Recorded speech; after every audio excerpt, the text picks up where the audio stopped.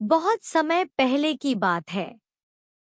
एक सुंदर राज्य था, सुरलोक, जहां हर जगह संगीत की मिठास गूंजती थी।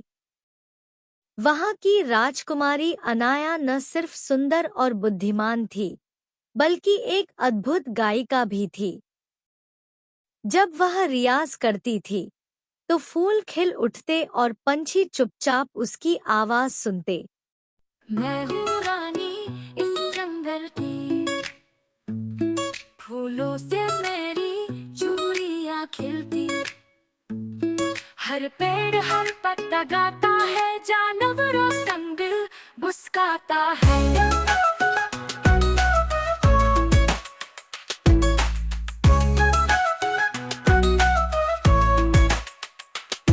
चलो सब गाए मिलकर गीत, जंगल में है मस्ती। खरगोश सा कूदो, शेर सा दहाड़ो, तोते से बोलो, मोर सा नाचो।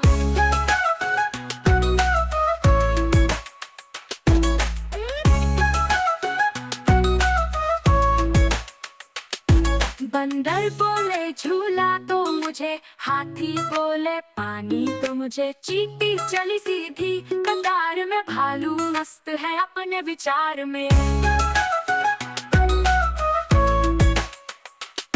चलो सब गाए मिलकर गीत, जंगल में है मस्ती। खरगोश सा कूदो, शेर सा दहाड़ो, तोते से बोलो, मोर सा नाचो।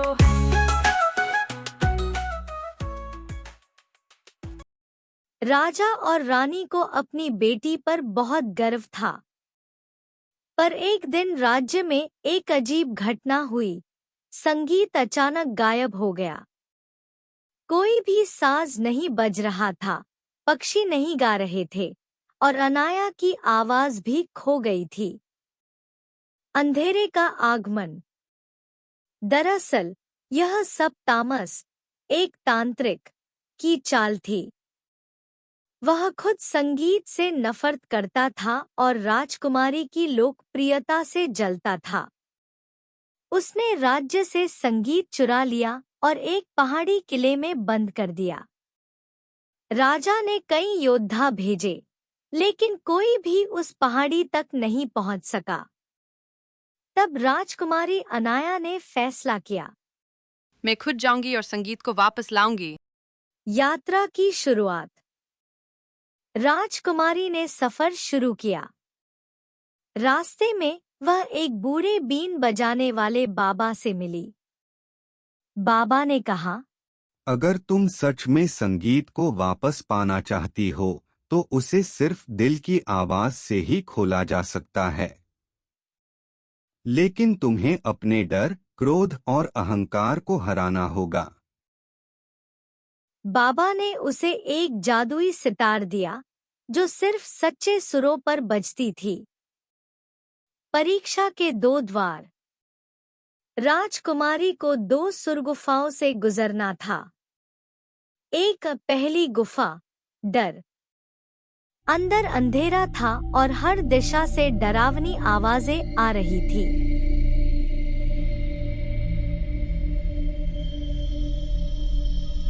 अनाया ने आंखें बंद की और अपने बचपन की प्यारी लोरी सोची। लो झूमे जंगल में, पेड़ों की ठंडी छाँव में,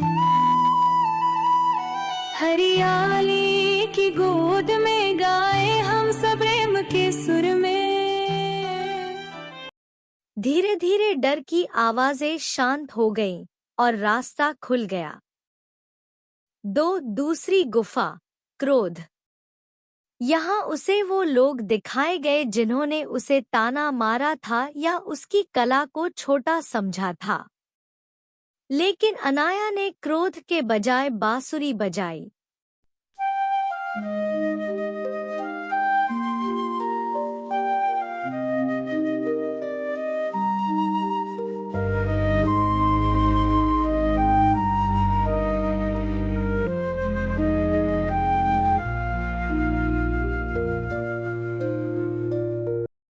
क्रोध की आग ठंडी पड़ गई।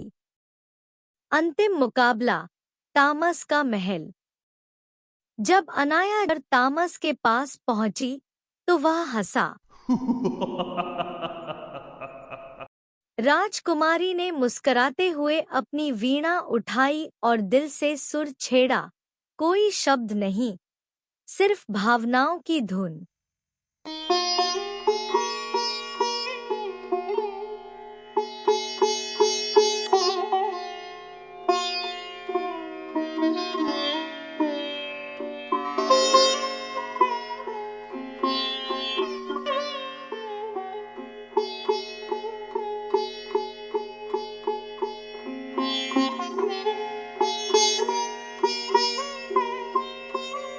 संगीत इतना शुद्ध था कि तामस की काली शक्तियां गलने लगी।